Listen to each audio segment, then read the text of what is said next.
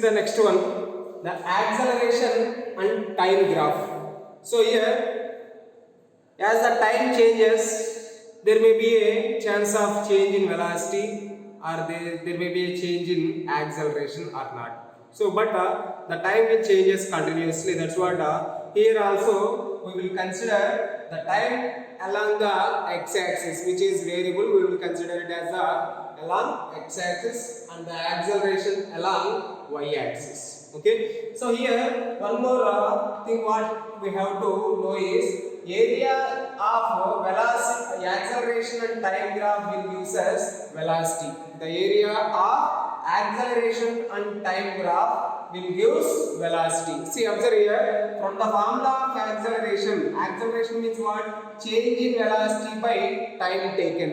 So if we send this t to LHS side, delta V means a change in velocity is equal to acceleration into time. Suppose if we consider this is L into B. L into B means what? Area along. So here, one along the y-axis acceleration, along the x-axis time. So if you find out this particular area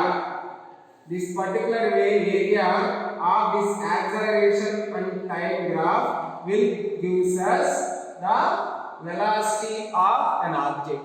See, how can we find out the velocity of an object here means, see, v is equal to, see, along the x-axis, what is the length from 0 to 4? Yeah, time is 4 into acceleration is how much? 0 to 2. 4 into 2, 8 meter per second.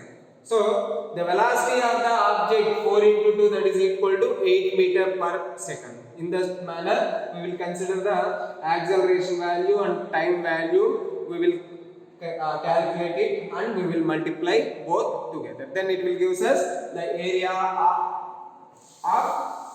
acceleration and time graph, which is equal to velocity. Okay, so see the first case.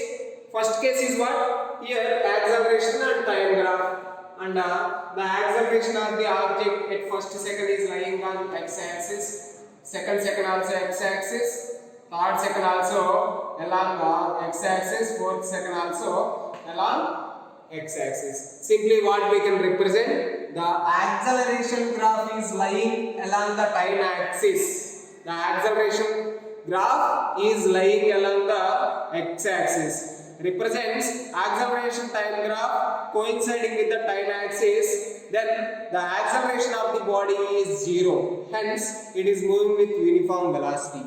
See, along this time axis, y component is how much? 0 only. No? Y component is means what? Acceleration. Time 1 second, acceleration 0. At this position 0. 2 seconds 0. 3 seconds 0. 4 seconds 0. When we will get a uniform acceleration, and here uniform acceleration is here 0 acceleration.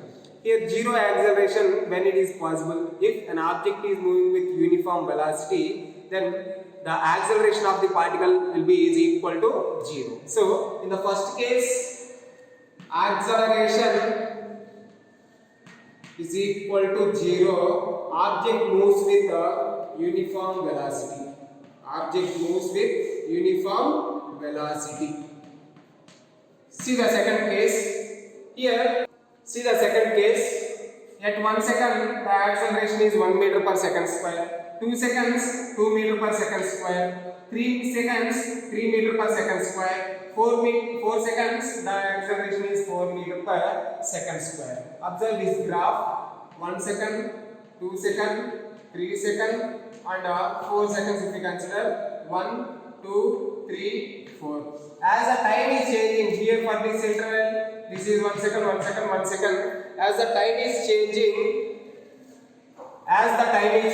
the acceleration is also changing continuously. Means the object is moving with a non-uniform acceleration. Okay. For this second case, if the graph is straight line which is not parallel to time axis, then the object is moving with a non-uniform acceleration. Even if the time interval is same, the acceleration is different at different time intervals. That's what we can call it as non-uniform acceleration. And third case, if you observe, at 1 second, first second the acceleration is 2, second the acceleration is 2, third second the acceleration is 2, fourth second the acceleration is 2. At every instant of time, as the time is changing, is there any change in acceleration? There is no change in acceleration. Then acceleration of the object we will call it as what? Uniform acceleration. Means the velocity is changing continuously at uniform rate. It will give us uniform acceleration. Uniform acceleration. Okay. In the first case, the acceleration time graph lies on time axis will give us the acceleration 0. Object moves with uniform velocity. And the second case, acceleration changes at different intervals of time with different acceleration. So that is non-uniform acceleration.